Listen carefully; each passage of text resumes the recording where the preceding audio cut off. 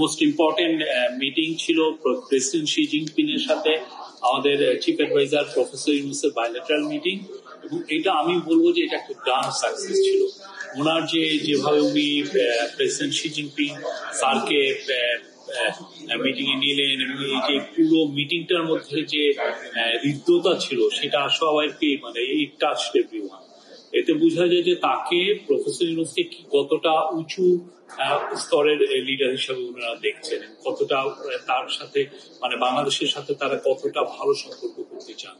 তো প্রফেসর ইউনূস তার বক্তব্যে চায়নার সাথে বাংলাদেশের যে হিস্টোরিক্যাল যে কানেকশন সেগুলো বলেছেন। এবছর যে আমাদের সাথে চায়নার যে ডিপ্লোম্যাটিক রিলেশনশিপের 50 বছর পূর্তি উপলক্ষে সেটা বলেছেন, এবং চায়নার সাথে আমাদের যে সমস্ত ইস্যুগুলো আছে যেগুলো বিষয়ে আমরা চায়না সত্যিকার অর্থে সাপোর্ট চাচ্ছি সেই বিষয়গুলো উনি বলেছেন।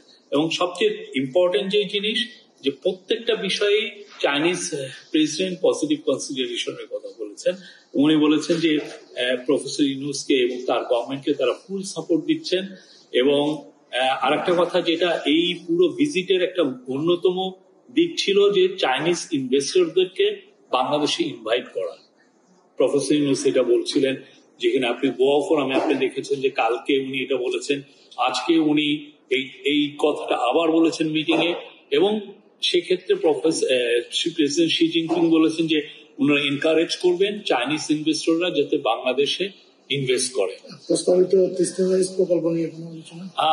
তিস্তা ব্যারেজ এই যে ওয়াটার রিসোর্স ম্যানেজমেন্ট এর ব্যাপারে কোঅপারেশনের কথা হচ্ছে, সেখানে তিস্তার বিষয়টাও এসছে, তিস্তার এই প্রকল্পের সাহায্যের কথাটাও এসছে।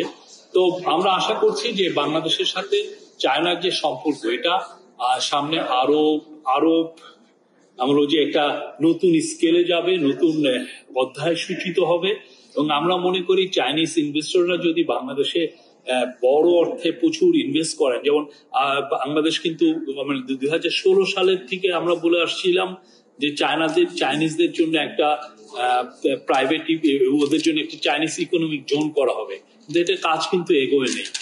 এই কারণে এগোয় নেই আমরা জানি না, বাট এই আমাদের গভর্নমেন্ট আসার পরেই খুব দ্রুত চাইনিজ ইকোনমিক জোনের কাজ হচ্ছে। By this year, end of this year এইটা দ্রুত কাজ শুরু হবে, এবং সেইটার আলোকে প্রচুর ইনভেস্টররা তাদের ইনভেস্টমেন্ট শো করেছেন।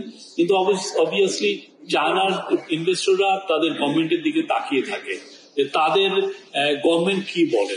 তো চাইনিজ যেহেতু এখন প্রেসিডেন্ট শি জিনপিং যেহেতু বলেন যে তারা এনকারেজ করবে, উনি শব্দটা বলেছেন এনকারেজ করবেন যে চাইনিজ ইনভেস্টররা যাতে বাংলাদেশে ইনভেস্ট করে, আমরা আশা করছি চাইনিজ ইনভেস্টমেন্ট অনেক ম্যাসিভলি বাংলাদেশে আসবে। আর এটার সাথে কিন্তু জড়িত আমাদের জব গ্রোথ, আমাদের বাংলাদেশে জব তৈরি করাটা একটা বিগ ইস্যু হয়ে দাঁড়িয়েছে। এবং প্রফেসর ইউনূস চাচ্ছেন যে খুব দ্রুত প্রচুর জব তৈরি করতে।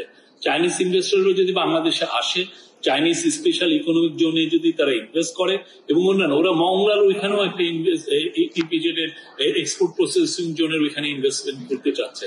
তো সব মিলে আমরা এটা আমি বলবো যে এটা খুবই একটা সাকসেসফুল একটা ট্যুর যেখানে, এবং শেষের দিকে চাইনিজ প্রেসিডেন্ট এটাও বললেন যে উনি বাংলাদেশের আম এবং কাঁঠাল খেয়েছেন এবং উনি ওইটা প্রশংসা করলেন। এবং এর ফলে আমরা যেটা দেখছি যে আগামী এই আমের যে সিজন জুন জুলাই অগাস্ট, এখান থেকে মে জুন জুলাই অগাস্ট, সেই সময় থেকে আমরা আশা করছি যে ইনভেস্টমেন্ট চায়না এক্সপোর্টটা শুরু হয়ে যাবে। চায়নায় আমাদের